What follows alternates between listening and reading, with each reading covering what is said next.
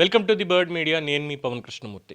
ఉద్యమ సమయంలో ఆవేశానికి లోనే ఇలా మాట్లాడినా ఏం చేసినా లేదు, ఏదన్నా పాలసీకి సంబంధించి లేదంటే ఏదన్నా ఒక ధర్నాకో నిరసనకో సంబంధించి లేదు ప్రభుత్వాన్ని విమర్శించాలి అన్నప్పుడు కాస్త ఆ నిగ్రహాన్ని కోల్పోయి పొరపాటున ఒక మాట అటు ఇటు అయినప్పటికీ కూడా పర్వాలేదు. అది కూడా ఏంటంటే ఓకే, ఇన్నళ్ళు లేదు కదా, ఎందుకో అన్యాపదేశంగా వచ్చేసిందిలే, పోన్లీ ఒకసారి క్షమించవచ్చు అనడంలో తప్పు లేదు.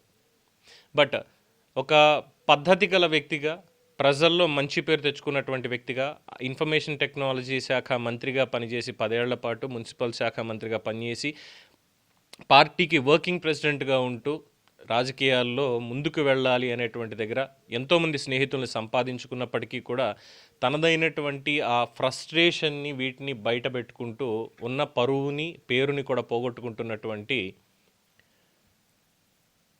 తారక రామారావు గారు, మన కేటీఆర్. మరి ఆయనకి కనీసం వయసుకైనా గౌరవం ఇవ్వాలి.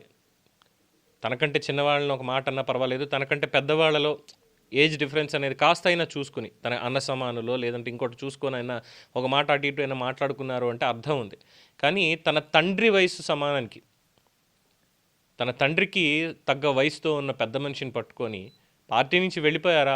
అవును, 10 ఏళ్ల పాటు మాతో ఉన్నారు, 10 ఏళ్ల పాటు మా పార్టీలో ఉన్నారు, ఉండి అన్ని ఫలాలు అనుభవించారు, బయటికి వెళ్ళిపోయారు, ఎందుకు వెళ్ళిపోవాల్సి వచ్చిందో అన్న మాటకు ఆగిపోతే సరిపోయేది. కానీ ఆయన అన్నటువంటి మాటలు చూస్తే మరి ఇంత దిగజారాలా?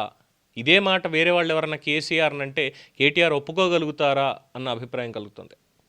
ఎస్, పోచారం శ్రీనివాసరెడ్డి మాజీ స్పీకర్, బీఆర్ఎస్ నేత, ఆయన్ని పట్టుకొని దీనికంటే చావడం బెటర్ ఏమో. ఎందుకు కేటీఆర్ అంత ఫ్రస్ట్రేషన్ మీకు? అందులోనూ ఆయన పట్టుకుని దీనికంటే చావడం బెటర్ ఏమో అంటే ఇదే మాట ఓడిపోయారు కదా, ఇగో ఇన్ని కేసులు ఇన్ని అక్రమాలు ఇవన్నీ వచ్చాయి కదా, మరి ఇప్పుడు మీరందరూ ఎందుకు బతికొనడం, చస్తే బెటర్ ఏమో కదా అని ఎవరన్నా అంటే తీసుకోగలుగుతారా? సంస్కారవంతంగా ఉందా భాష అది? పోచారం శ్రీనివాసరెడ్డి గారికి సంబంధించి ఆయన చేసిన వ్యాఖ్యలు సరే, బీఆర్ఎస్ నుంచి కాంగ్రెస్లోకి 10 మంది ఎమ్మెల్యేలు చేరారు, వాళ్ళు గౌరవం కోల్పోయారు, విలువలు కూడా కోల్పోయారు. వాళ్ళ గురించి మాట్లాడక్కర్లేదు, వాళ్ళ గురించి అస్సలు మాట్లాడక్కర్లేదు. వెళ్ళిపోయారు కదా, పోతే పోయింది, చెత్త అని వదిలేసుకుంటే అయిపోయింది కదా.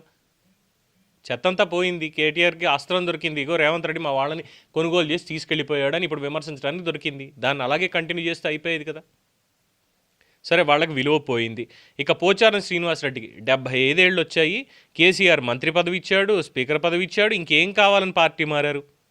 ఇప్పుడు కాంగ్రెస్ సభ్యులు ఎందుకు కూర్చుంటున్నారు అంటే బాత్రూమ్కి దగ్గరగా ఉందని కూర్చున్న ఆయన ముసలాయన 75 ఏళ్ళు, మనకే 50 ఏళ్ళు. ఇంకా ఆయనకి మనకి తేడా లేదా? ఆయన 4 అడుగులు వెయ్యాలి అంటే ఇబ్బంది పడాలి, అందుకని నాకు అక్కడికి వెళ్ళడానికి దగ్గరగా ఉంటుందని కూర్చుని చెప్పాడు. సరే, విలువలు ఎలాగో లేవు, పార్టీ ఫిరాయింపులు అటు మీకు కొత్త కాదు, కాంగ్రెస్కి కొత్త కాదు, ఆ ఎమ్మెల్యేలకి కొత్త కాదు. ఎప్పుడెప్పుడు ఫిరాయించారు, ఎక్కడెక్కడి నుంచి ఫిరాయించారు అన్నీ తెలిసినటువంటిదే. పార్టీ ఫిరాయింపులప్పుడు మరి పోచారం శ్రీనివాసరెడ్డి స్పీకర్గా ఉన్నప్పుడు ఏం చేశారు చెప్తారా అంటే అబ్బే అవన్నీ మేము మాట్లాడకూడదు. అంటే మన పార్టీలో ఉండి ఏం చేసినా తప్పలేదు, అలాంటి వ్యక్తి అక్కడికి వెళ్ళిపోతే మాత్రం దానికంటే చావడం బెటర్ అన్నటువంటి మాట. ఇంకేమంటున్నారు, అసలు ఇలాంటి బ్రతుకు అవసరమా?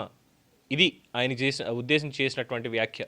75 ఏళ్ల వయసులో మన వయసు ఎంత, మన అర్హత ఏంటి, మన ఎక్స్పీరియన్స్, మన అనుభవం ఎంత వాళ్ళతో పోలిస్తే? ఏ ఆస్పెక్ట్లో పోచారం శ్రీనివాసరెడ్డి కంటే కేటీఆర్ గొప్పవాడు, ఎందులో నిష్ణాతుడైనా పోచారం గారితో పోల్చినప్పుడు తెలుసుకోవాలి కదా. సొంత పార్టీ నేతలు, పార్టీ వర్కింగ్ ప్రెసిడెంట్గా ఉన్నాడు కాబట్టి ఆ పదవికి గౌరవం ఇస్తూ కేటీఆర్ గారు ఇది అని వాళ్ళు మాట్లాడతారు.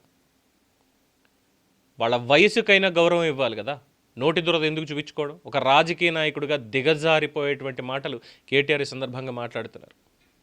నిజంగా అంతుంటే బయటకు వచ్చి పోరాటం చేయండి, మా వాళ్ళు ఇలాగన్నారని. అప్పుడు అడిగిన దానికి కూడా సమాధానం చెప్పాలి. మరి మీరెంతమందిని కొన్నారు, మీరెంతమందిని తీసుకున్నారు అన్నదానికి. అంతెందుకండి, విలువలు దిగజారిపోయి మాట్లాడడం అనే పాయింట్ దగ్గరికి వచ్చేసిన తర్వాత అసలు కేటీఆర్ని ఇదే మాట ఎవరన్నా అడిగితే, ఎందుకంటే సొంత చెల్లెలు కవిత అడుగుతోంది, సొంత బావది ఫోన్ ఎవరన్నా ట్యాపింగ్ చేస్తారా, ఇంట్లో వాళ్ళ విషయాలు వినడానికి ఫోన్ ట్యాప్ చేస్తారా అని అడుగుతుంది ఆవిడ. సమాధానం ఉందా కేసీఆర్ దగ్గర కానీ కేటీఆర్ దగ్గర కానీ?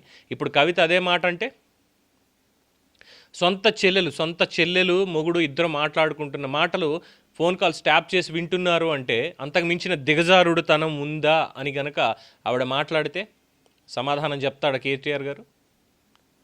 ఇప్పటికైనా కాస్త సంస్కారవంతంగా, ఎందుకంటే ప్రజల్లో ఒక యువ నాయకుడి కింద మంచి పేరు అనేది ఉంది.